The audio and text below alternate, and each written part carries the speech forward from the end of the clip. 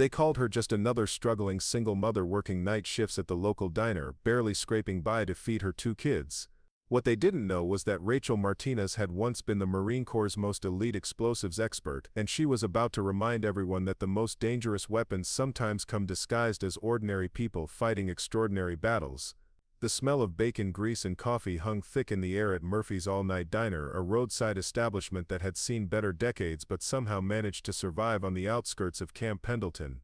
Before we jump back in, tell us where you're tuning in from, and if this story touches you, make sure you're subscribed, because tomorrow I've saved something extra special for you. Rachel Martinez wiped down the counter for the 100th time that evening, her movements automatic and efficient as she served coffee to truckers, late shift workers, and the occasional Marine who wandered in looking for a decent meal away from base chow. At 31, Rachel had perfected the art of becoming invisible.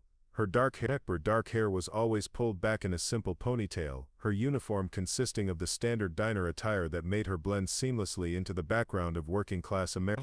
The name tag pinned to her polyester shirt read simply Rachel, and to most customers, that was all she would ever be. A waitress who refilled their coffee cups and remembered how they liked their eggs. But beneath the surface of this carefully constructed normalcy lay a story that would have shocked anyone who took the time to look beyond the tired eyes and the practiced smile. Rachel had been out of the Marines for 3 years now, having left active duty when her daughter Emma was born and her ex-husband deployed for the 3rd time in 4 years. The decision to leave had been agonizing, but motherhood had demanded choices that her military career couldn't accommodate. The apartment Rachel shared with her 2 children was a modest 2-bedroom unit in a complex that catered to military sampling shoulders. The furniture was second-hand but clean, the walls decorated with Emma's artwork and 7-year-old Jake's soccer trophies. To anyone visiting, it would appear to be the home of a typical single mother working hard to provide for her children. There were no photographs of military service, no display cases filled with commendations, and certainly no indication that the woman who served breakfast at Murphy's had once been trusted with some of the most dangerous materials on earth. Rachel's daily routine began at 4 in the morning when she would quietly prepare breakfast for her children before Mrs. Chen, the elderly neighbor who watched them during her shifts, arrived. Emma, now 3, would still be sleeping soundly, but Jake would often wake up to say goodbye, his small arms wrapping around her waist as she kissed the top of his head and promised to be home before bedtime. The drive to Murphy's took her past the gates of Camp Pendleton, where Marines in crisp uniforms conducted their morning physical training and prepared for another day of military life. Rachel would glance at the base entrance with a mixture of nostalgia and carefully suppressed longing, remembering mornings when she had been one of those Marines, when her days had been filled with purpose and challenge rather than coffee orders and tip calculations. Murphy's Diner had been Rachel's workplace for 2 years, ever since she had discovered that her military experience wasn't easily translated into civilian employment that paid enough to support 2 children. The owner, Frank Murphy, was a Vietnam veteran who hired military families when he could, understanding the challenges they faced in transitioning to civilian life. He appreciated Rachel's work ethic and reliability, though he had no idea that his quiet night shift waitress had once been responsible for destroying enemy fortifications and clearing paths through minefields in some of the world's most dangerous combat zones. The customers who frequented Murphy's during Rachel's shift represented a cross-section of American working life. Long-haul truckers stopping for coffee and conversation, factory workers grabbing dinner before their overnight shifts, and medical personnel from the nearby hospitals seeking comfort food during their breaks. Most treated Rachel with the casual politeness reserved for service workers, appreciating her efficiency without investing much thought in her as a person. But it was the Marines who presented the most complex interactions for Rachel. Young enlisted men and women would sometimes stop by after evening liberty, still in their dress blues or civilian clothes, talking loudly about training exercises, deployment preparations, and the various challenges of military life. Rachel would serve their food and listen to their conversations with the careful neutrality of someone who understood their world better than they could imagine, but who had chosen to remain on its periphery. The transformation from Staff Sergeant Rachel Martinez, Marine Corps combat engineer, to Rachel the diner waitress had been deliberate and complete. She had packed away her dress blue uniform, her combat awards, and the photographs that documented 8 years of military service that had taken her to Afghanistan, Iraq, and training exercises across 3 continents.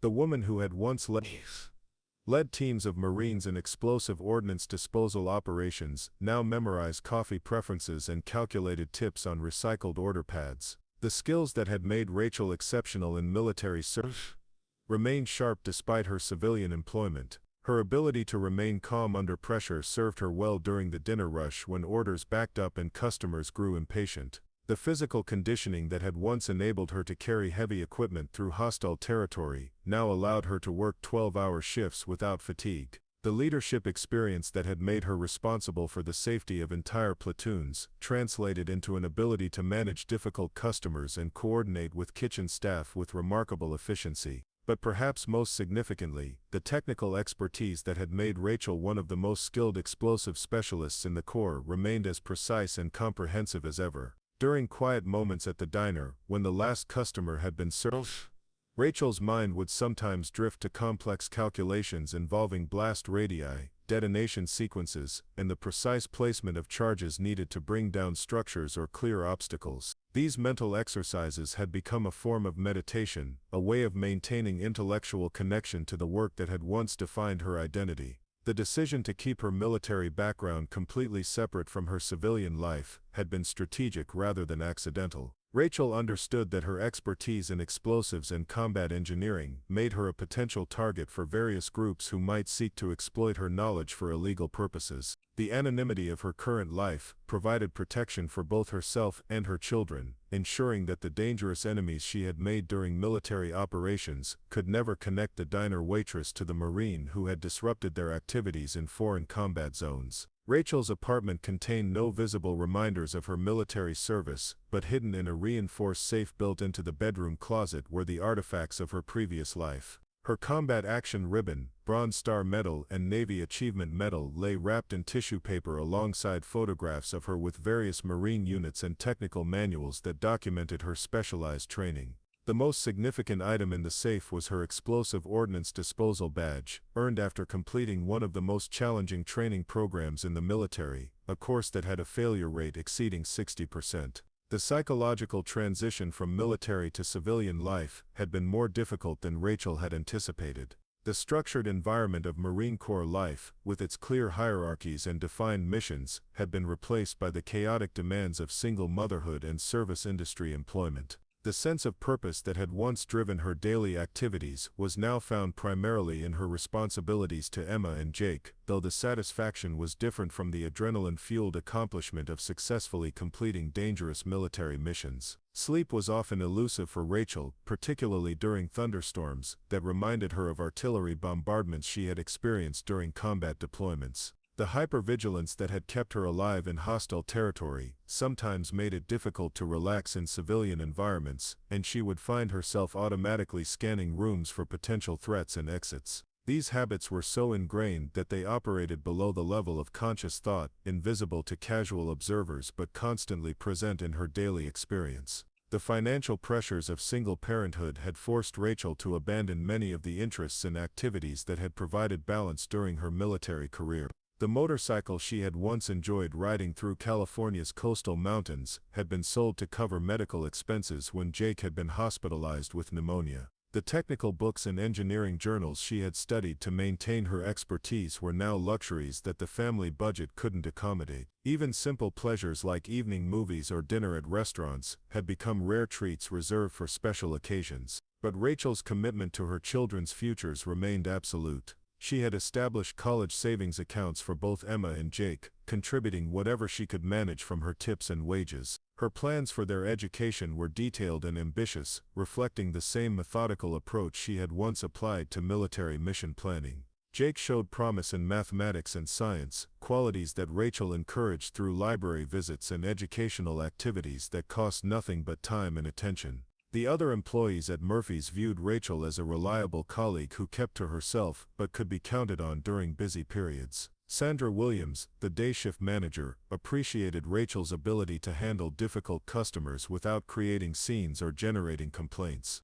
Tony Reyes, the night cook, had developed a comfortable working relationship with Rachel based on mutual respect and shared commitment to getting customers fed efficiently. None of them suspected that their quiet coworker had once been responsible for training other Marines in the handling of improvised explosive devices, or that she could identify the components and capabilities of virtually any explosive device by examining photographs or debris samples. Preparing and narrating this story took us a lot of time, so if you are enjoying it, subscribe to our channel. It means a lot to us. Now back to the story. The expertise that had made her invaluable to military commanders was now completely hidden beneath the persona of a hard-working single mother trying to make ends meet. The customers who became regulars at Murphy's during Rachel's shift began to appreciate her attentiveness and competence without ever suspecting the depth of experience that informed her calm efficiency. Bill Morrison, a retired police officer who stopped by most nights for coffee and pie, would sometimes share stories about his law enforcement career, not realizing that the woman refilling his cup had faced dangers that exceeded anything in his experience. Maria Santos, a night shift nurse at the county hospital, would decompress from difficult shifts by talking with Rachel about the challenges of caring for others, unaware that her listener had once saved lives under enemy fire. The Marine recruits who occasionally visited Murphy's presented the most poignant reminders of Rachel's former life. Their enthusiasm for military service and nervous excitement about upcoming deployments would trigger memories of her own early career when the challenges ahead had seemed like adventures rather than potential sources of trauma. She would serve their meals and listen to their plans with the bittersweet knowledge of someone who understood both the pride and the price of military service. The technical knowledge that Rachel had acquired during her military career remained current through her careful study of open-source information about explosives and engineering. The internet provided access to academic papers, news reports, and technical discussions that allowed her to maintain awareness of developments in her field without revealing her expertise to anyone around her. This private study was conducted during the quiet hours after her children were asleep, when she could focus on maintaining the skills that had once defined her professional identity. The physical evidence of Rachel's military service was carefully concealed but still present for those who knew how to look. Her posture, even while working long shifts at the diner, maintained the disciplined bearing of someone trained in military customs and courtesies. Her hands, despite the soft appearance that came from food service work, still bore the subtle scars and calluses that resulted from years of handling heavy equipment and working with her hands in demanding conditions. The way Rachel moved through the diner's cramped spaces reflected spatial awareness and economy of motion that had been developed through military training rather than restaurant experience. Her ability to carry multiple plates and navigate crowded areas without collisions or spills was remarkable, though customers attributed it to natural coordination rather than recognizing it as evidence of someone trained in tactical movement and situational awareness. But perhaps most tellingly, Rachel's responses to emergency situations revealed reflexes and decision-making capabilities that went far beyond civilian experience. When a customer had suffered a heart attack during her shift the previous year, her immediate response had been so competent and coordinated that the arriving paramedics had asked about her medical training. She had deflected their questions with modest references to basic first aid classes, but her actions had reflected the kind of comprehensive emergency response training that was provided only to military personnel expected to operate independently in dangerous situations. The isolation that Rachel experienced as a result of hiding her true background was perhaps the most difficult aspect of her civilian life. The inability to share her experiences, acknowledge her achievements, or connect with others who understood her background created a loneliness that was distinct from the practical challenges of single parenthood. She was surrounded by people every day but remained fundamentally disconnected from meaningful relationships based on mutual understanding and shared experience. The military community that had once provided social and professional support was no longer accessible to Rachel in any meaningful way. The friendships she had developed with other Marines had been casualties of her decision to leave active duty and construct a completely civilian identity. The mentorship relationships that had guided her military career had been severed when she chose anonymity over continued connection to her former life. Rachel's children represented both her greatest joy and her most significant responsibility. Emma's curious nature and Jake's developing interests in science and mathematics provided daily reminders of the importance of her sacrifice and the meaning that could be found in ordinary family life. Their dependence on her had forced Rachel to develop emotional resilience and practical capabilities that complemented rather than replaced her military training. The bedtime stories that Rachel told her children were carefully edited versions of adventures from children's books rather than accounts of her own experiences in foreign countries and dangerous situations. The lullabies she sang were gentle melodies learned from her own mother rather than the cadence and songs that had once unified her with other Marines during training and deployment. Her role as a mother required her to be a source of comfort and security rather than an example of courage and capability. Under fire, the neighborhood where Rachel lived was populated by other working families facing similar economic pressures and daily challenges. Her interactions with neighbors were friendly but superficial, limited to conversations about children, weather, and local events that required no sharing of personal history or background. The community activities she participated in with her children were those that required no special skills or knowledge that might reveal her military experiences. Chen, the elderly woman who watched Emma and Jake during Rachel's work shifts, had become something approaching a grandmother figure for the children and a source of practical support for Rachel. Their relationship was built on mutual respect and shared commitment to the children's welfare, but it remained carefully bounded by Rachel's need to maintain her constructed identity. Even this closest of civilian relationships was built on partial truths and concealed realities. The financial calculations that dominated Rachel's daily life were complex and unforgiving.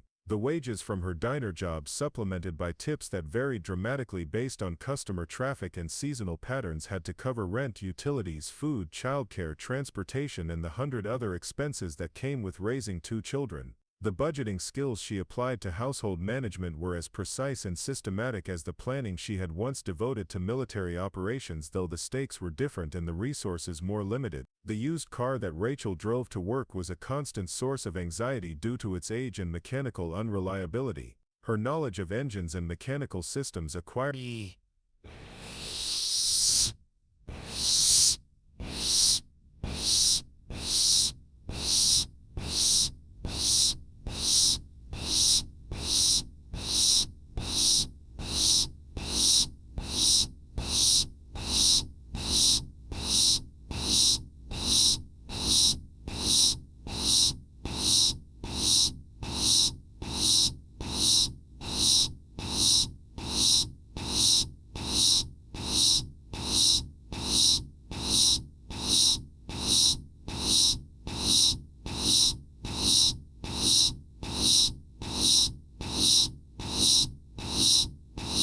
but major repairs required professional service that strained the family budget and sometimes forced difficult choices between immediate needs and long-term planning. The dreams that sometimes visited Rachel during her few hours of sleep were filled with memories of the work that had once given her life meaning and purpose. She would find herself back in the Afghan countryside, carefully approaching a suspected improvised explosive device while her team provided security and civilians waited for the road to be cleared. These dreams were simultaneously comforting and painful reminders of capabilities and relationships that had been sacrificed for the responsibilities of motherhood. The morning alarm that woke Rachel at 4 o'clock each day marked the beginning of another carefully orchestrated routine designed to balance her work responsibilities with her children's needs. The efficiency with which she prepared breakfast, organized the day's activities, and transitioned from mother to waitress reflected organizational skills that had been developed through years of military training and applied to the very different challenges of civilian family life.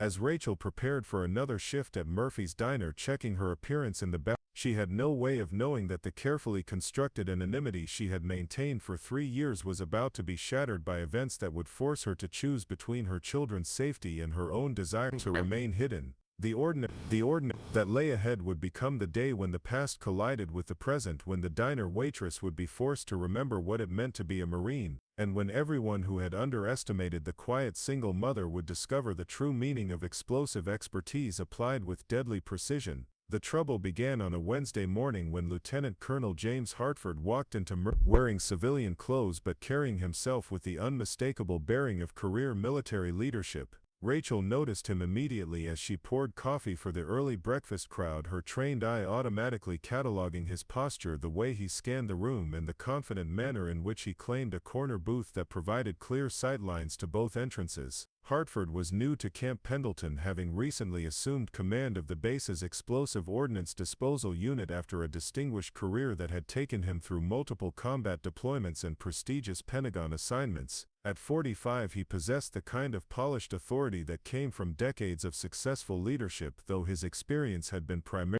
His appointment to EOD command had been a reward for political acumen rather than recognition of specialized expertise. Rachel approached his table with the practiced neutrality she maintained with all customers, coffee pot in hand and order pad ready. Hartford looked up from the menu with the expectant expression of someone accustomed to prompt and efficient service, his gaze passing over her without any indication that he saw anything more than a typical diner waitress. "Good morning, what can I get started for you today?" Rachel asked, her voice carrying the pleasant but impersonal tone she had perfected over 2 years of customer service. Hartford ordered eggs Benedict and coffee, making specific requests about preparation that suggested both particular tastes and confidence that his preferences would be accommodated without question. As Rachel returned to the kitchen to place the order, she overheard Hartford making phone calls that revealed his position and current preoccupations. His conversation involved coordination with base security about an upcoming inspection, discussions of personnel assignments, and references to training schedules that indicated his responsibility for one of the most critical units on the installation. The EOD unit at Camp Pendleton was responsible for explosive threats across Southern California, from training accidents on military installations to suspicious packages in civilian areas. The Marines under Hartford's command were among the most highly trained specialists in the Corps, selected for their technical aptitude, psychological stability, and ability to make life and death decisions under extreme pressure. Their work required the kind of expertise that took years to develop and could never be fully replaced through classroom instruction.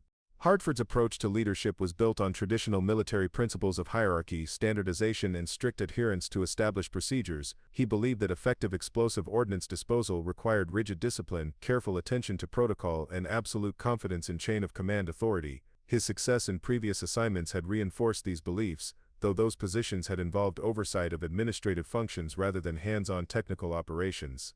During his second visit to Murphy's Diner the following week, Hartford struck up a conversation with Rachel during a quiet period between breakfast and lunch rushes.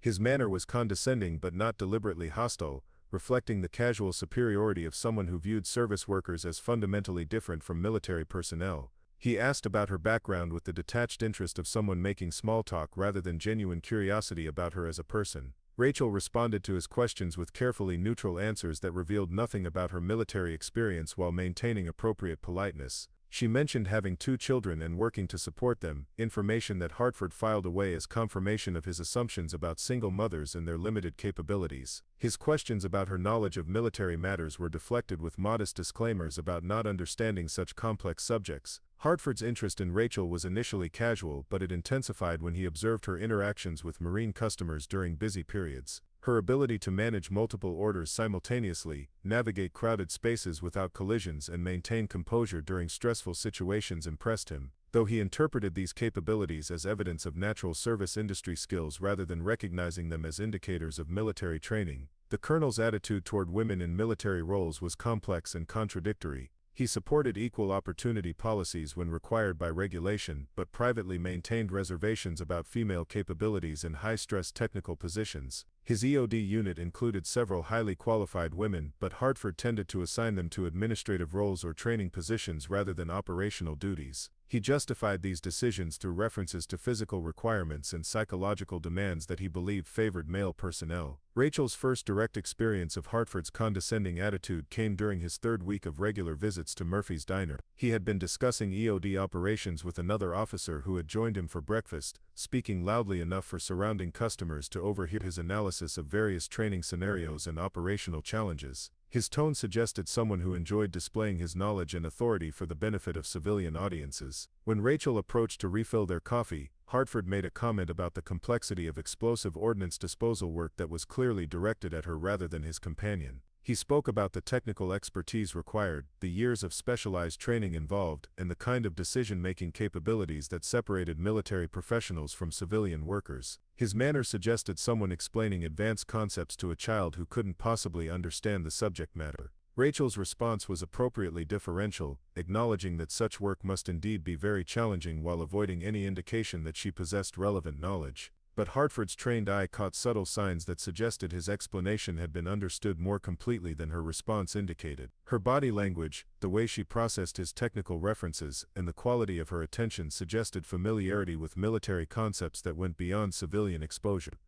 Hartford's suspicions about Rachel were initially mild curiosity rather than serious concern. He began paying closer attention to her during subsequent visits, noting details about her behavior and capabilities that seemed inconsistent with his assumptions about diner waitresses. Her efficiency during busy periods, Her calm response to difficult customers, and her ability to coordinate with kitchen staff suggested organizational skills that exceeded normal service industry requirements. The Colonel's interest in Rachel's background intensified when he observed her reaction to an emergency situation that occurred during his 4th week of regular visits. A customer had suffered what appeared to be a heart attack during the lunch rush, collapsing near the counter while other patrons reacted with panic and confusion. Rachel's immediate response was so swift and competent that Hartford, despite his limited medical training, recognized it as evidence of advanced first aid knowledge. Rachel had quickly assessed the situation, moved the customer to a safer position, and begun appropriate emergency procedures while directing other customers to call for medical assistance and clear the area. Her actions were systematic and confident, reflecting the kind of training that was provided to military personnel expected to respond to medical emergencies in combat situations. When paramedics arrived, they had commented on the quality of care the patient had received before their arrival. Hartford's questions about Rachel's emergency response training were deflected with modest references to basic first aid classes, but her answers failed to satisfy his growing curiosity about her background. The competence she had displayed was inconsistent with civilian emergency training, and her comfort level during the crisis suggested experience with high-stress situations that went far beyond restaurant work. The Colonel began making inquiries about Rachel through informal conversations with base personnel who might have encountered her during off-duty activities. His approach was subtle but systematic, designed to gather information about her background without creating official interest in her activities. The responses he received were consistent with her cover story as a single mother working to support her children, but they also confirmed that she maintained no visible connections to military life.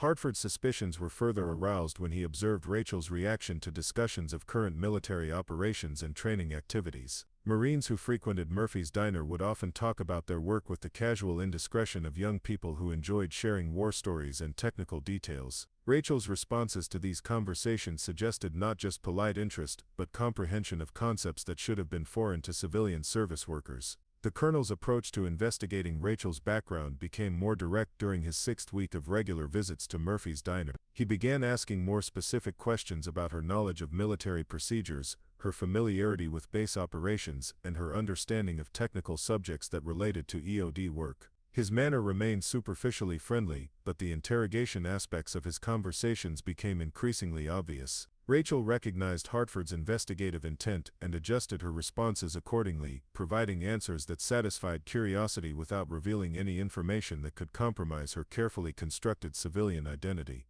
Her deflection techniques were subtle but effective, redirecting conversations toward topics that were appropriate for her supposed background while avoiding any statements that might contradict her cover story. Hartford's frustration with Rachel's evasive responses led him to adopt more aggressive questioning techniques during their interactions. He would make technical references to explosive materials, mention specific military procedures, and describe operational scenarios while watching for reactions that might indicate knowledge beyond civilian experience. His approach was predatory rather than curious, designed to trap her in inconsistencies rather than simply satisfy his suspicions. The psychological pressure that Hartford applied during these conversations was similar to interrogation techniques he had learned during military intelligence training. He would create scenarios that required her to respond to complex technical questions, then analyze her answers for evidence of expertise that contradicted her claimed background. His manner became increasingly confrontational as his suspicions grew and his questions went unanswered.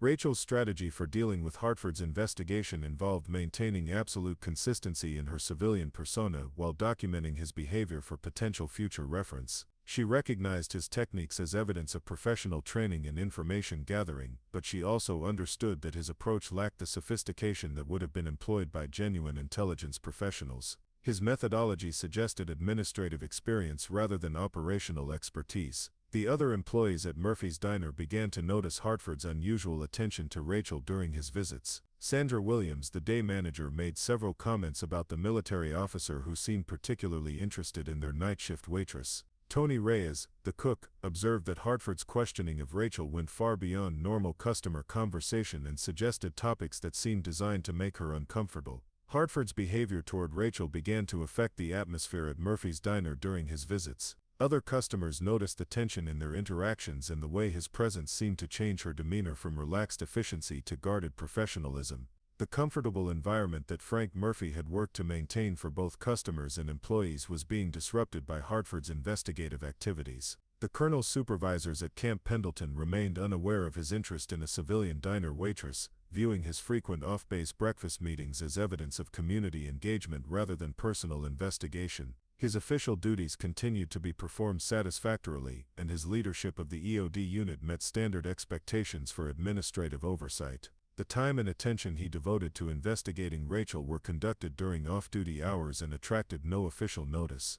Rachel's children began to notice changes in their mother's behavior that reflected the stress of Hartford's investigation. She became more vigilant about security at their apartment, more cautious about their daily routines, and more protective about their interactions with neighbors and community members. Emma and Jake sensed her increased anxiety without understanding its source, responding with the heightened alertness that children develop when they sense adult concerns about their safety. The financial pressure that Hartford's investigation created for Rachel was subtle but significant. His presence at Murphy's Diner during her shifts created tension that affected her ability to earn tips from other customers and maintain the comfortable working relationships that were essential for her employment security. The stress of maintaining her cover story under systematic questioning was exhausting and began to affect her job performance in ways that could threaten her economic stability. Rachel's isolation from potential sources of support became more pronounced as Hartford's investigation intensified. Her decision to maintain complete separation from military communities meant that she had no resources for dealing with the kind of professional harassment that she was experiencing. The expertise that might have helped her counter Hartford's techniques was locked away with her military identity inaccessible without revealing the very information she was trying to protect. The colonel's investigation began to extend beyond direct questioning during his visits to Murphy's Diner. He started making inquiries about Rachel's background through unofficial channels, contacting civilian agencies and organizations that might have records of her activities or associations. His approach was careful and systematic, designed to gather information without creating official documentation of his interest in her activities. Hartford's research into Rachel's background yielded information that was consistent with her cover story but failed to satisfy his suspicions about her capabilities and knowledge. The records he found documented a single mother with no apparent military connections, but they also revealed gaps in her employment history that could not be explained through the information she had provided about her background. The psychological toll of Hartford's investigation was beginning to affect Rachel's ability to maintain the emotional equilibrium that was essential for single parenthood and service industry employment. The constant vigilance required to maintain her cover story was exhausting, and the stress of potential exposure was affecting her sleep and overall health. The confident competence that had once characterized her approach to both military operations and civilian life was being eroded by months of systematic pressure.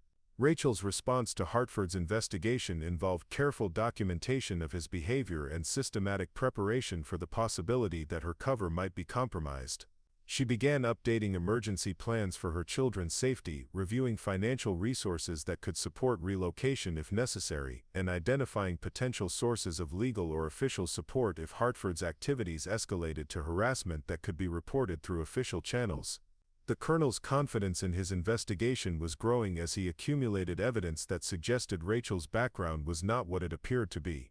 His certainty that she possessed military experience was based on behavioral observations rather than concrete proof, but his conviction was strong enough to justify continued investigation despite the lack of official authorization for his activities. The atmosphere at Murphy's Diner during Hartford's visits had become sufficiently tense that other customers began to notice and comment on the unusual dynamic between the military officer and the waitress. Some regulars started avoiding the establishment during periods when Hartford was likely to be present, while others expressed concern about Rachel's well-being and the appropriateness of the colonel's behavior towards civilian employees. Frank Murphy, the diner's owner, began receiving complaints from customers and employees about Hartford's treatment of Rachel during his visits. The comments ranged from general observations about inappropriate behavior to specific concerns about harassment and the creation of a hostile environment for both staff and other patrons. Murphy's response was initially diplomatic, but the pattern of complaints was beginning to affect his business and his employees' job satisfaction. Rachel's situation was becoming increasingly precarious as Hartford's investigation intensified and her ability to maintain her civilian cover story was tested by increasingly sophisticated questioning techniques. The single mother who had successfully hidden her military background for 3 years was facing systematic exposure by someone whose official position and training gave him resources that civilian harassment victims typically did not encounter. The stakes of Hartford's investigation were higher than he understood, extending beyond personal curiosity to potential threats against Rachel and her children from enemies she had made during military operations. The anonymity that protected her family from retaliation by foreign adversaries was being systematically dismantled by an American officer whose motives were professional pride rather than national security concerns. As Rachel prepared for another shift at Murphy's Diner, knowing that Hartford would likely continue his investigation with even greater intensity, she faced decisions that would determine not only her own future but the safety of her children and the protection of capabilities that remain valuable to national security.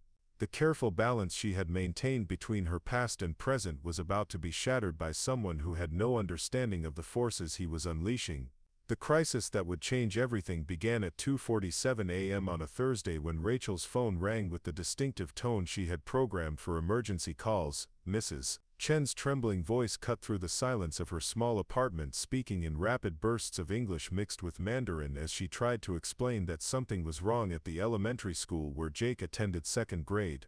Rachel was already pulling on her clothes as Mrs. Chen explained that police cars and fire trucks had surrounded Lincoln Elementary, their flashing lights visible from her kitchen window 3 blocks away. The elderly woman had been awakened by the sirens and had seen the emergency response vehicles racing toward the school grounds. Her first thought had been of Jake and the other children who would be arriving for classes in just a few hours. The drive to Lincoln Elementary took Rachel through empty streets that were suddenly filled with emergency vehicles converging from multiple directions. Fire department ladder trucks, police patrol units, and an ambulance were already positioned around the school's perimeter when she arrived, their emergency lights casting red and blue shadows across the playground equipment and classroom windows. Yellow tape was being strung across the main entrance as uniformed personnel established a security perimeter around the building. Rachel parked her car as close to the scene as the police barriers would allow and approached the command post that was being established in the school's parking lot. Her heart rate remained steady despite her concern for Jake's safety, her mind automatically shifting into the analytical mode that had served her during countless military emergencies. The positioning of emergency vehicles, the coordination between different agencies, and the systematic approach to securing the area suggested a serious threat that required specialized response capabilities. The incident commander was Fire Captain David Chen, a veteran of 23 years who had responded to everything from apartment fires to industrial accidents throughout San Diego County. His initial assessment of the situation had been straightforward until the bomb disposal robot had transmitted images that revealed a device far more sophisticated than typical threats encountered in civilian settings. The explosive device discovered in the school's main hallway was professionally constructed using materials and techniques that exceeded the capabilities of amateur bomb makers. Rachel approached Captain Chen with the deference appropriate for a concerned parent, identifying herself as the mother of a second-grade student and asking about the nature of the emergency that had prompted the massive response. Chen's explanation was carefully worded to avoid creating panic while acknowledging the seriousness of the situation. A suspicious device had been discovered during routine maintenance. The building was being evacuated as a precaution, and specialized personnel were being called to assess the threat.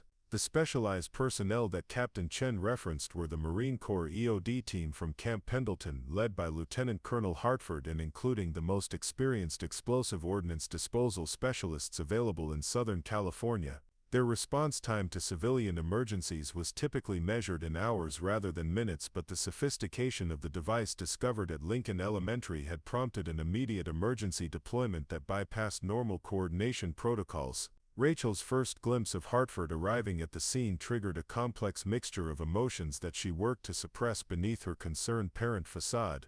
The colonel emerged from a military vehicle wearing full EOD protective gear, his bearing confident as he surveyed the scene and began coordinating with civilian emergency responders. His presence at her son's school created complications that went far beyond the immediate threat posed by the explosive device. The bomb disposal robot that Hartford's team deployed transmitted real-time images of the device to monitors in the mobile command center. Rachel positioned herself where she could observe these transmissions without appearing to show inappropriate interest in technical details that should have been beyond civilian comprehension. What she saw on the screens made her blood run cold with recognition and professional concern. The device was not the work of a domestic terrorist or amateur bomb maker. The construction techniques, component selection, and assembly methods were consistent with advanced military explosive devices that Rachel had encountered during her deployments in Afghanistan and Iraq. The craftsmanship was professional, the materials were military grade, and the triggering mechanism was designed with redundancies that would defeat standard disposal procedures. Hartford's team was approaching the device using standard military EOD protocols that were appropriate for conventional threats but inadequate for the sophisticated system they were facing. Rachel watched their preliminary assessment with growing alarm as she recognized tactical errors that could result in catastrophic failure. The colonel's confidence in his team's abilities was misplaced, and his own limited hands-on experience was preventing him from recognizing the true nature of the threat. The first attempt to disarm the device nearly ended in disaster when Hartford's lead technician triggered a secondary sensor that activated a backup timing mechanism. The device began emitting an audible signal that indicated the initiation of a countdown sequence, forcing the EOD team to retreat to a safe distance while they reassessed their approach. The near miss had shaken the confidence of even the most experienced team members and left Hartford facing a situation that exceeded his technical capabilities. Rachel's analysis of the device was completed during those critical minutes when Hartford's team was regrouping and developing alternative approaches. Her expertise in advanced explosive systems allowed her to identify the specific type of device, understand its operational parameters, and recognize the precise sequence of actions required to safely neutralize the threat. The knowledge she had gained during classified military operations was directly applicable to saving her son's school and potentially dozens of lives. The decision Rachel faced was brutal in its simplicity. She could maintain her carefully constructed anonymity while Hartford's team struggled with a device that would likely explode and destroy the school where Jake spent his days. Or she could reveal her true identity and expertise to prevent a catastrophe, knowing that exposure would end the peaceful civilian life she had built for her children and potentially put them at risk from enemies who had been hunting her for 3 years. The countdown timer that was now clearly audible from the device indicated approximately 18 minutes remaining before detonation. Hartford's team was debating approaches that would require at least 30 minutes to implement, assuming they could successfully navigate the device's sophisticated countermeasures. The mathematics were inexorable, and Rachel understood that her intervention was the only factor that could prevent tragedy. Rachel's approach to Captain Chen was direct but carefully calculated to avoid creating additional panic among the emergency responders and civilian observers. She identified herself as someone with relevant technical experience and requested permission to examine the device imagery that was being transmitted from the bomb disposal robot. Her manner was confident but not arrogant, suggesting competence without revealing the full extent of her capabilities. Chen's initial response was skeptical, as would be expected when a diner waitress claimed explosive ordnance expertise during a major emergency response operation. But Rachel's technical questions and informed observations about the device quickly convinced him that she possessed knowledge that could be valuable to the disposal effort.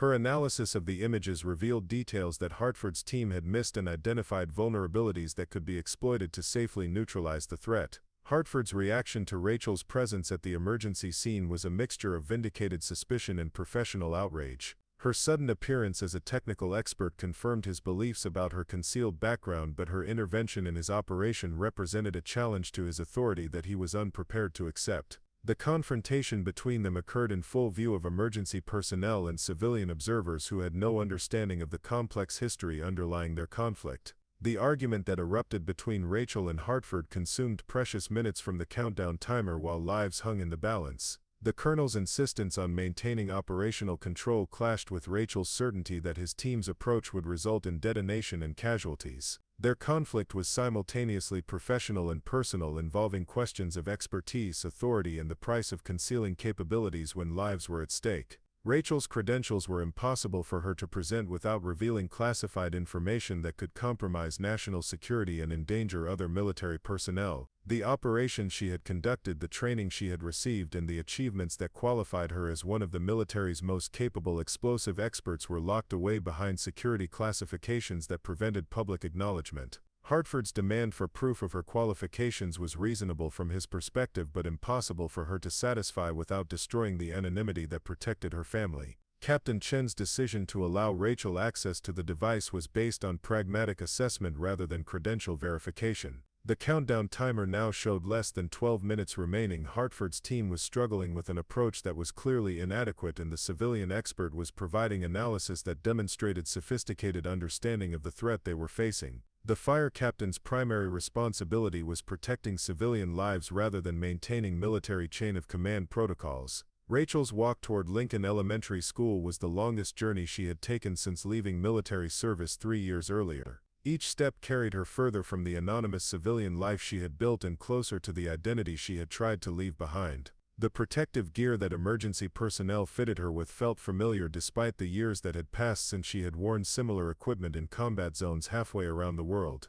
The hallway of Jake's school was eerily quiet as Rachel approached the device, her footsteps echoing off polished floors lined with student artwork and classroom displays. The normalcy of the educational environment made the presence of the sophisticated explosive device even more shocking and personal. This was where her son learned mathematics and science, where he played with friends during recess, and where he was supposed to be safe from the dangers that had once defined her daily existence. The device itself was even more sophisticated than the robot's images had suggested. Rachel's examination revealed construction techniques and component integration that indicated not just professional expertise but specific knowledge of American military disposal procedures. The person or organization responsible for placing this threat had intimate understanding of how EOD teams would respond and had designed countermeasures specifically to defeat standard neutralization approaches. Rachel's hands moved with practiced precision as she examined the device's components, her muscle memory intact despite years away from such work. The trigger mechanisms, redundant safety systems, and booby trap elements were configured in ways that she recognized from devices she had encountered during classified operations. The signature characteristics suggested organs in foreign military programs that remained active threats to American interests. The neutralization sequence that Rachel began implementing was complex and required absolute precision in timing and technique. Each action had to be performed in exact sequence to avoid triggering secondary systems that would cause immediate detonation. The countdown timer that continued its inexorable progression toward zero served as both motivation and distraction, requiring her to maintain focus while working under the ultimate deadline pressure. Hartford's team watched from the command center as Rachel performed procedures that demonstrated expertise far beyond anything in their experience. Her movements were confident and economical, her approach to the device systematic and informed by knowledge that could only have been gained through extensive training and operational experience. The civilian waitress they had dismissed was revealing herself as someone whose capabilities exceeded their own. The first critical step in the neutralization process requiring Rachel to bypass the device's primary sensor array without triggering backup systems that would initiate immediate detonation. Her approach used techniques that had been developed during classified military operations and were not included in standard EOD training programs. The successful completion of this step proved that her expertise was genuine and current despite her civilian employment. The second phase of the disposal process was complicated by anti-tampering mechanisms that had been designed to kill anyone attempting to disarm the device. Rachel's recognition of these systems and her knowledge of appropriate countermeasures saved her life during several critical moments when standard procedures would have resulted in explosion. Her survival depended on training and experience that Hartford's team simply did not possess. The countdown timer showed less than 4 minutes remaining when Rachel reached the final stage of the neutralization process. The technique required for safely separating the explosive components from the triggering mechanism was so specialized that it existed only in classified military manuals and the memory of personnel who had performed such operations in combat situations. The margin for error was non-existent, and failure would result in an explosion powerful enough to destroy most of the school building. Rachel's successful neutralization of the device was completed with 37 seconds remaining on the countdown timer. The silence that followed the cessation of the audible warning was profound, broken only by her steady breathing and the distant sound of emergency vehicles maintaining their positions around the school perimeter. She had prevented catastrophe through the application of expertise that she had never expected to use again. The immediate aftermath of Rachel's success was complicated by the presence of numerous witnesses who had observed her performance of procedures that were clearly beyond civilian capabilities. Emergency personnel, military specialists, and civilian observers had all witnessed the diner waitress demonstrate explosive ordnance disposal expertise that exceeded anything available in their own experience. Her cover was not just blown but completely destroyed. Hartford's reaction to Rachel's successful neutralization of the device was complex and contradictory. His professional respect for her capabilities was coupled with anger at having his authority superseded and his team's competence called into question. The colonel's suspicions about her background had been vindicated, but the circumstances of that vindication had humiliated him in front of subordinates and civilian emergency responders. The questions that followed Rachel's emergence from the school building were inevitable and impossible to answer without revealing classified information. Media representatives who had arrived to cover the emergency situation now had a dramatic story about a mysterious civilian who had accomplished what military experts could not. Her identity would be investigated, her background examined, and her anonymity permanently destroyed. Captain Chen's debrief with Rachel after the crisis was professional but loaded with implications that extended far beyond the immediate emergency response. His recognition that she possessed military training was coupled with respect for her decision to intervene despite obvious personal costs. The fire captain understood that her actions had saved lives and prevented destruction that would have affected the entire community. Rachel's walk back to her car through the crowd of emergency personnel and civilian observers marked the end of her anonymous life as a single mother working at Murphy's Diner. The transformation from waitress to explosive expert had been witnessed by too many people and recorded by too many cameras to ever be concealed or forgotten. Her 3 years of carefully maintained civilian identity had been sacrificed to save her son's school and protect the children who attended classes in those hallways. The drive home to her apartment was filled with phone calls to Mrs. Chen, arrangements for Jake and Emma's continued care, and preparation for the media attention that would inevitably follow. Rachel understood that her exposure would trigger investigations by multiple agencies, threaten the safety that anonymity had provided her family, and force decisions about their future that she had hoped never to face. The quiet single mother had become a public figure whose story would be examined and questioned by people who had no understanding of the sacrifices involved in her choices. Hartford's report to his superiors about the incident would necessarily include acknowledgement that a civilian had successfully neutralized a device that had challenged his team's capabilities. The implications for his career, his unit's reputation, and military EOD training programs would be significant and lasting. The colonel's campaign of investigation had achieved its goal of exposing Rachel's background, but at the cost of revealing his own limitations and professional shortcomings. As Rachel sat in her car outside Lincoln Elementary School watching emergency personnel secure the scene and begin their investigation of the device she had neutralized, she understood that her life had changed irrevocably. The careful balance she had maintained between her past and present was gone, replaced by exposure that would bring both recognition and danger. The single mother who had wanted nothing more than to raise her children in peaceful anonymity had been forced to become a public figure whose actions would be scrutinized and whose background would be investigated by people who could never understand the full complexity of her story. The media storm that erupted in the hours following the Lincoln Elementary incident transformed Rachel from anonymous diner waitress into a national sensation whose story captivated audiences across the country. News helicopters circled her apartment complex while reporters camped outside Murphy's Diner, all seeking interviews with the mysterious single mother who had accomplished what military experts could not. Her photograph, taken as she emerged from the school building, appeared on front pages and television screens alongside headlines that proclaimed her a hero while raising questions about her concealed background. The Pentagon's response to Rachel's public exposure was swift and comprehensive, involving multiple agencies whose primary concern was containing potential security breaches while managing the political implications of her story. Defense Intelligence Agency personnel arrived at Camp Pendleton within hours of the incident to begin damage assessment and coordinate with other military branches whose classified operations might have been compromised by her identification. Rachel's former commanders were contacted, her service record was reviewed, and contingency plans were activated to protect ongoing missions that might be affected by her exposure. Lieutenant Colonel Hartford found himself at the center of an investigation that extended far beyond his harassment of a civilian employee to encompass questions about military readiness, training adequacy, and the competence of EOD leadership throughout the Marine Corps. His superior officers were forced to explain how a diner waitress had successfully neutralized a device that had challenged their most experienced disposal team, and why Hartford's unit had required civilian intervention to prevent a catastrophic failure during a high-profile emergency response. The classified debriefing that Rachel underwent at Camp Pendleton revealed the full extent of the security implications surrounding her exposure. Intelligence analysts confirmed that the device at Lincoln Elementary had been constructed using techniques and materials consistent with foreign military programs that remained active threats to American interests. The sophistication of the bomb suggested that hostile forces had been testing American response capabilities while potentially targeting Rachel specifically due to her past operations against their networks. Rachel's children were immediately placed under protective custody arrangements coordinated by military security personnel and civilian law enforcement agencies.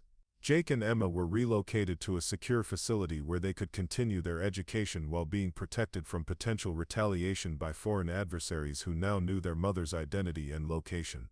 The separation was temporary but necessary given the credible threats that intelligence agencies had identified against Rachel and her family. The investigation into Hartford's conduct revealed a pattern of unprofessional behavior that extended beyond his treatment of Rachel to include similar harassment of other personnel whose backgrounds or capabilities had threatened his authority. Female Marines in his unit reported incidents of discrimination and inappropriate questioning, while enlisted specialists described instances where their technical expertise had been dismissed or undermined by a commander who valued administrative compliance over operational competence. Murphy's Diner became a pilgrimage site for military families, veterans, and civilians who wanted to show support for Rachel and her heroic actions. Frank Murphy found himself managing crowds of visitors who came to see where the famous waitress had worked, often leaving flowers, letters, and donations for her children's college funds. The attention was overwhelming but generally positive, reflecting public admiration for her courage and sacrifice while raising awareness about the challenges faced by military veterans transitioning to civilian life. The legal proceedings that followed Rachel's exposure focused on multiple aspects of her situation, from the harassment she had endured to the security implications of her public identification. Military lawyers worked to protect classified information while ensuring that her rights were preserved and her service was properly recognized. Hartford faced court-martial charges that included conduct unbecoming an officer, harassment of civilian personnel, and failure to maintain unit readiness standards. Rachel's testimony during Hartford's court-martial was delivered with the same precision and authority that had characterized her military service, providing detailed accounts of his systematic harassment while maintaining operational security about her classified background. The courtroom was packed with military personnel, media representatives, and civilian observers who witnessed her transformation from apparent victim to credible accuser whose expertise commanded respect from the most senior officers present. The broader investigation into military personnel policies that emerged from Rachel's case led to comprehensive reforms designed to protect veterans with classified backgrounds who chose civilian careers after military service. The Rachel Martinez Protection Protocol established procedures for monitoring and supporting former Special Operations personnel, ensuring that their expertise remained available to military commanders while their families were protected from both foreign threats and domestic harassment. Hartford's sentencing to dismissal from service and forfeiture of retirement benefits sent a clear message throughout the military establishment that harassment of any kind would not be tolerated, regardless of the victim's apparent status or background. His public disgrace served as a cautionary tale about the dangers of underestimating others and the importance of treating all personnel with respect and professionalism. The scholarship program established in Rachel's honor provided educational opportunities for children of military families while funding research into explosive ordnance disposal techniques and veteran transition programs. Major corporations and private donors contributed millions of dollars to support these initiatives, reflecting public appreciation for her service and recognition of the ongoing challenges faced by military families. Rachel's decision to accept a position as senior technical advisor to the Marine Corps EOD program allowed her to contribute her expertise while maintaining sufficient autonomy to care for her children and manage her family's security needs. Her work involved developing new training programs, evaluating emerging threats, and mentoring young Marines who would carry forward the lessons learned from her experience. The annual Rachel Martinez Leadership Symposium became a premier event in military education, bringing together experts from across the defense establishment to discuss innovation, personnel development, and the importance of recognizing hidden potential within military organizations. Rachel's keynote speeches at these events consistently emphasized the value of every service member and the dangers of making assumptions based on apparent limitations or circumstances. The documentary film that chronicled Rachel's story reached international audiences and inspired similar reforms in allied military organizations around the world. Her experience became a case study in military academies and business schools, illustrating the importance of inclusive leadership and the potential consequences of institutional harassment. Hartford's attempts to rehabilitate his reputation through media interviews and speaking engagements were largely unsuccessful, as his explanations for his behavior toward Rachel were seen as self-serving justifications rather than genuine accountability. His claims that he had been conducting legitimate security inquiries were contradicted by evidence of personal harassment and professional incompetence that had been revealed during the investigation. The intelligence community's analysis of the Lincoln Elementary incident confirmed that the device had been placed specifically to target Rachel, representing an escalation in foreign efforts to eliminate American personnel who had disrupted their operations during classified missions overseas. The sophistication of the threat required enhanced security measures for Rachel and her family that would continue for years to come. Jake and Emma's adjustment to their new circumstances was supported by comprehensive counseling and educational programs designed to help military children cope with the unique challenges of having parents whose service involved classified operations. Their pride in their mother's heroism was balanced by age-appropriate understanding of the security requirements that would affect their lives going forward.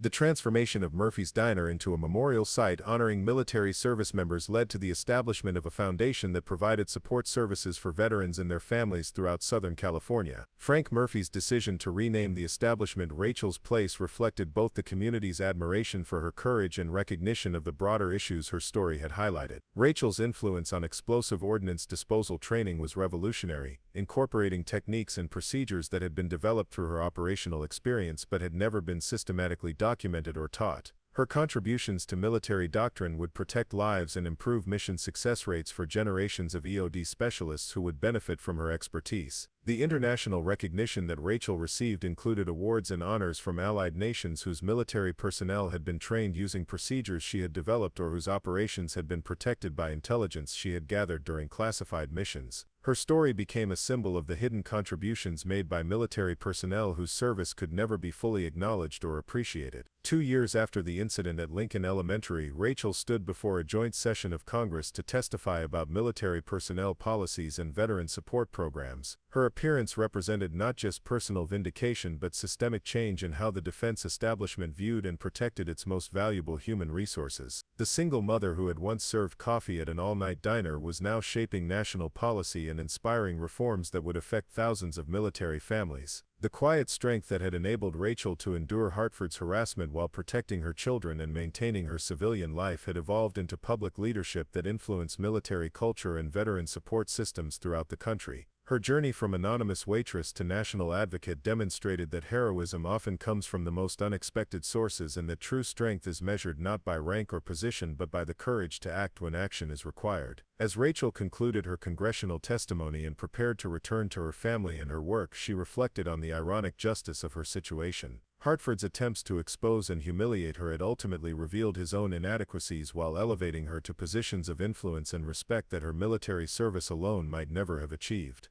The harassment that was intended to diminish her had instead demonstrated her resilience and capabilities to audiences who would ensure that her expertise and experience continued to serve the greater good. The legacy of Rachel Martinez extended far beyond the single moment of crisis that had revealed her true identity to encompass lasting changes in military culture, veteran support, and recognition of the hidden potential that exists within every organization. Her story became a reminder that strength often appears in unexpected forms and that the most dangerous mistake is underestimating those who choose to serve others while seeking nothing for themselves. 5 years after the Lincoln Elementary incident, Rachel Martinez stood in the marble halls of the Pentagon briefing room addressing a gathering of defense officials from 17 allied nations. Her presentation on advanced threat detection had been classified at the highest levels, and the techniques she was sharing would reshape international cooperation on explosive ordnance disposal for decades to come. The woman who had once hidden her expertise behind a waitress uniform now commanded the attention of generals, admirals, and defense ministers who hung on her every word.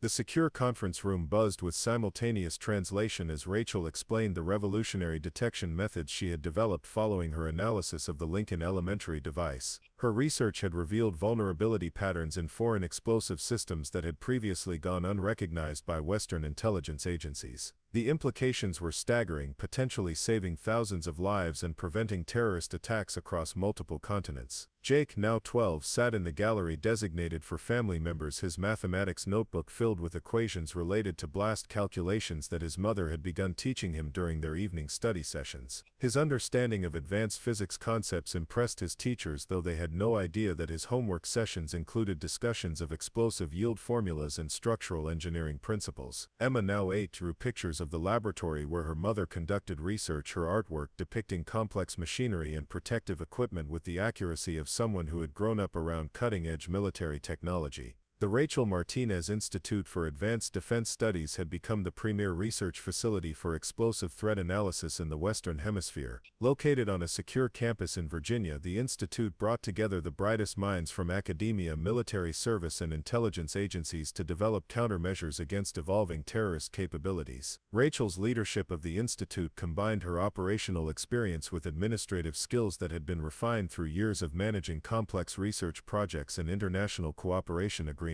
Dr. Sarah Chen, the young Air Force officer who had become Rachel's protege and eventual successor as the Institute's Director of Operations, presented the quarterly threat assessment to the assembled defense officials. Her analysis drew heavily on Rachel's methodologies while incorporating insights from emerging artificial intelligence systems that could process explosive device characteristics faster than human analysts. The partnership between Rachel's intuitive expertise and Sarah's technological innovation had produced breakthrough discoveries that were revolutionizing military defense capabilities worldwide. The memorial garden outside the Institute's main building honored military personnel who had been killed or injured during explosive ordnance disposal operations. Rachel walked among the granite markers each morning before beginning her work, reading names that included Marines from her former unit and specialists who had died using techniques that her research had since proven inadequate. The weight of their sacrifice motivated her continued efforts to develop safer disposal methods and more effective training programs. Hartford's name appeared on none of these memorials, though his disgraceful end had become a cautionary tale taught in military leadership courses around the world.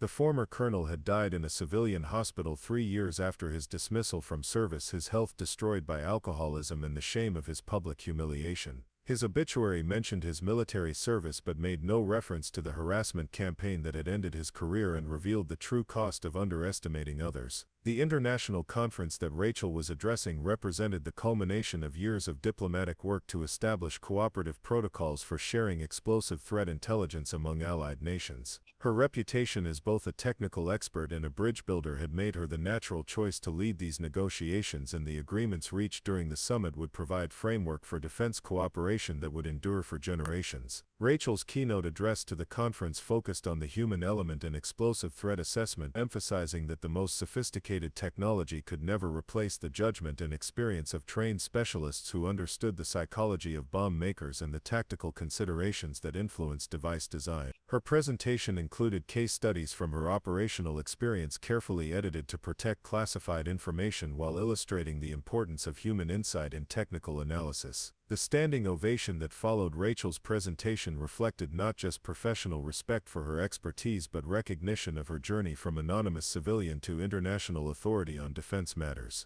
The diplomats and military officers in attendance understood that they were witnessing history, as someone whose background had been systematically dismissed was now shaping policy that would protect their nations and their armed forces. Emma's school science fair project on chemical reaction rates had won first place in the regional competition, though her classmates had no idea that her research had been guided by someone whose understanding of explosive chemistry exceeded that of most university professors. Rachel's careful balance between encouraging her daughter's scientific curiosity and protecting her from premature exposure to dangerous knowledge required constant attention and adjustment as Emma's capabilities developed. The scholarship program that Rachel had established for children of military families had grown to encompass educational opportunities in 43 countries, providing support for young people whose parents' service had created unique challenges and opportunities. The program's success had attracted support from technology companies, defense contractors, and private foundations who recognized the strategic importance of developing the next generation of military and civilian leaders. Frank Murphy's decision to franchise Rachel's Place had resulted in 27 restaurants across the United States, each one serving as a community center for military families and veterans. The profits from these establishments funded support programs for former service members transitioning to civilian careers, providing both practical assistance and recognition that their skills and experience remained valuable despite changes in their circumstances. The technical manual that Rachel had authored on advanced explosive device analysis had become required reading in military academies and law enforcement training programs worldwide. Her ability to translate complex theoretical concepts into practical operational guidance had filled critical gaps in professional education and provided tools that were saving lives in combat zones and civilian areas where terrorist threats remained constant concerns. Jake's acceptance letter to MIT's early admission program arrived on the same day that Rachel received notification of her appointment to the President's Council on National Security Affairs. Both achievements represented fulfillment of dreams that had once seemed impossible when she was working night shifts at Murphy's Diner while worrying about rent payments and child care arrangements. The contrast between her past struggles and present opportunities provided daily motivation for her continued service to others facing similar challenges. The annual ceremony honoring Rachel's contributions to national defense was held at Arlington National Cemetery, where she laid wreaths at the graves of Marines who had died during operations that her intelligence work had supported. The recognition she received was meaningful, but the private moments spent remembering fallen comrades remained the most important aspect of these events for someone whose service had been conducted in shadows for so many years. Rachel's influence on explosive ordnance disposal doctrine extended beyond technical innovations to encompass fundamental changes in how military organizations identified and developed talent within their ranks. Her experience as someone whose capabilities had been overlooked and dismissed had led to systematic reforms in personnel evaluation and career development that were benefiting service members whose potential might otherwise have gone unrecognized. The secure facility where Rachel conducted her most sensitive research was located beneath the Institute's main building, accessible only to personnel with the highest security clearances and equipped with technology that existed nowhere else in the world. Her work in these laboratories involved analysis of explosive devices recovered from terrorist operations, development of countermeasures against emerging threats, and training of specialists whose missions would take them to the most dangerous locations on Earth. Emma's bedtime stories had evolved from traditional fairy tales to carefully adapted accounts of her mother's adventures in foreign countries, edited to emphasize themes of courage, service, and the importance of helping others while avoiding details that might cause nightmares or inappropriate curiosity about dangerous subjects. These conversations had become opportunities for Rachel to share her values and experiences with her daughter while maintaining appropriate boundaries around classified information. The congressional hearing where Rachel testified about military family support programs had resulted in legislation that provided comprehensive assistance to spouses and children of service members whose duties involved classified operations. Her advocacy for these families was informed by personal experience of the isolation and challenges that came with maintaining security while trying to build normal lives in civilian communities. The transformation of Rachel's story from personal triumph to institutional change was complete when the Department of Defense announced that all new recruits would receive training on recognizing and reporting harassment using case studies based on her experience with Hartford. The programs emphasized that capability and potential could be found in unexpected places and that leadership required recognizing and developing talent regardless of traditional indicators or circumstances. As Rachel prepared for her next international assignment, coordinating explosive threat assessments for NATO operations in Eastern Europe, she reflected on the journey that had brought her from a desperate single mother hiding her capabilities to a respected leader whose expertise was protecting lives around the world. The harassment that had once threatened to destroy her had instead revealed her strength and led to opportunities for service that exceeded anything she had imagined during her original military career. The quiet strength that had sustained Rachel through years of anonymity had evolved into confident leadership that was inspiring others to recognize their own potential and contribute their unique capabilities to causes greater than themselves. Her legacy would live on through the institutions she had built, the people she had mentored, and the systematic changes she had championed to ensure that talent would be recognized and developed regardless of where it might be found.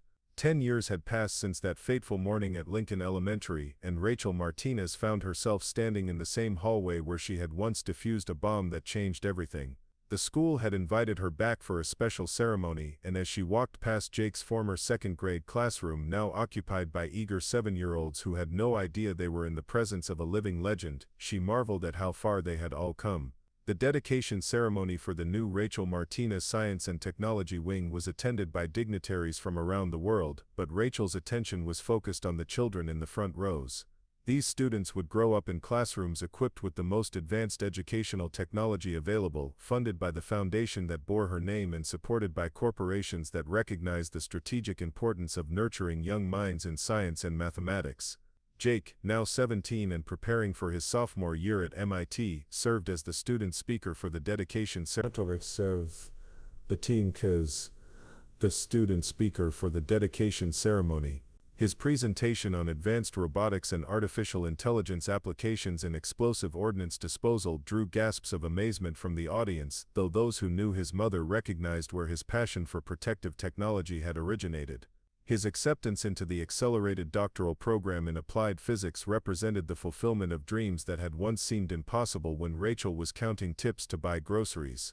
Emma, 13 and already showing remarkable aptitude in chemical engineering, had designed the memorial display that honored military personnel who had sacrificed their lives protecting others from explosive threats. Her artwork combined technical precision with emotional depth, creating a tribute that moved hardened generals to tears while inspiring young students to consider careers in service to others. The surprise guest at the dedication ceremony was Mrs. Chen, now 87 but still sharp and proud of her role in the story that had captivated the world. She had been the one to wake Rachel that crucial morning, and her presence at the ceremony completed a circle that connected the terrifying emergency of a decade ago to the celebration of hope and achievement taking place today. Tony Reyes, the former cook at Murphy's Diner, had become head chef at the flagship Rachel's Place restaurant and was catering the ceremony with a menu that honored the simple, honest food that had sustained working families for generations. His success story was one of dozens that had emerged from the network of support and opportunity that Rachel's foundation had created for people who might otherwise have been overlooked or undervalued. The Presidential Medal that Rachel received during the ceremony was the highest civilian honor the nation could bestow, but she knew that the real recognition came from the hundreds of military families whose lives had been improved by the programs she had championed. The legislation bearing her name had transformed how the defense establishment supported personnel with classified backgrounds and their children, ensuring that no family would face the isolation and financial struggles that had once defined her daily existence. Dr. Sarah Chen, now a full colonel and director of the Advanced Defense Research Institute, presented the Scientific Achievement Award that recognized Rachel's contributions to explosive threat analysis and countermeasure development. The techniques Rachel had pioneered were protecting lives in conflict zones around the world, and her training programs had reduced casualties among explosive ordnance disposal specialists by 67% over the past decade. The moment that meant the most to Rachel came when a young Marine corporal approached her after the ceremony to thank her personally for the safety protocols that had saved his life during a deployment in the Middle East. The procedures he had used to survive an improvised explosive device attack were based directly on Rachel's research and training methods, representing the continuation of her protective mission through the capabilities of others. Frank Murphy, now retired but still involved in the restaurant chain that bore Rachel's name, presented her with a framed photograph from that first Murphy's Diner where her journey had begun. The image showed her wiping down tables in her polyester uniform, tired but determined to provide for her children despite the challenges she faced daily. The contrast between that vulnerable young mother and the confident leader she had become was a testament to the power of perseverance and the importance of never giving up on hidden potential. The scholarship recipients who attended the ceremony represented 43 countries and included young people whose parents served in every branch of military service. Their achievements in science, technology, engineering, and mathematics reflected the investment that Rachel's programs had made in developing the next generation of leaders and innovators. These students would carry forward her mission of protecting others while advancing human knowledge and capability. The final speaker at the ceremony was Jake, but not in his official capacity as student representative. Instead, he spoke simply as a son who had watched his mother transform from someone who hid her capabilities to someone who used them to change the world. His words about courage, sacrifice, and the responsibility that comes with exceptional abilities moved the audience to sustained applause that echoed through the hallways where children would learn and grow for generations to come. The private dinner that followed the ceremony was held at Rachel's home, a modest house that she had chosen specifically because it reminded her of the apartment where she had once worried about rent payments and childcare costs. The guests included former Marines from her original unit, scientists from her research institute, and families who had been helped by her foundation. The conversation ranged from technical discussions of emerging threats to stories about children's accomplishments and plans for the future. General Patricia Wells, the first female commandant of the Marine Corps and someone who had been inspired by Rachel's example to pursue the highest levels of military leadership, proposed a toast that honored not just Rachel's achievements but the principle that extraordinary capability could be found in the most ordinary circumstances. Her words challenged everyone present to look beyond surface appearances and recognize the potential that existed within their own communities and organizations. The letter that arrived the next morning was from a young single mother working as a night shift security guard at a government facility. She had recognized suspicious activity that others had dismissed, and her persistence in reporting her observations had prevented what intelligence agencies later confirmed would have been a catastrophic terrorist attack. Her note thanked Rachel for inspiring her to trust her instincts and speak up despite being told that her concerns were beyond her understanding. Rachel's response to that letter was immediate and personal, offering support, encouragement, and resources to help the young woman develop her obvious analytical capabilities. The cycle of mentorship and empowerment that had begun with Rachel's own transformation continued through her commitment to helping others recognize and develop their unique contributions to the greater good. The final entry in Rachel's journal that evening reflected on the unexpected journey that had brought her from desperate anonymity to international recognition. She wrote about the price of concealing capabilities, the courage required to reveal them when necessary, and the responsibility that came with using exceptional skills to protect and serve others. Her words would eventually be published in a memoir that would inspire millions of readers to examine their own hidden potential and consider how they might contribute to causes greater than themselves. As Rachel turned off the lights in her home office, she paused to look at the photographs that lined the walls. Images of her children, her Marines, her research teams, and the countless people whose lives had been touched by the programs she had created. The transformation from overlooked waitress to respected leader was complete, but the mission of protecting others and recognizing hidden potential would continue through the institutions she had built and the people she had inspired. The quiet strength that had sustained Rachel through years of harassment and concealment had evolved into confident leadership that was changing how society valued and developed human capability. Her legacy lived on not just in the technical innovations she had created or the policies she had influenced, but in the fundamental shift toward recognizing that extraordinary ability could emerge from the most ordinary circumstances when given the opportunity and support to flourish. The story of Rachel Martinez had become more than personal triumph over adversity. It was proof that the most dangerous mistake was underestimating those who chose to serve others while asking for nothing in return, and that the greatest victories often came from the courage to reveal hidden strength when the stakes demanded nothing less than everything. Up next, you've got two more standout stories right on your screen. If this one hit the mark, you won't want to pass these up, just click and check them out.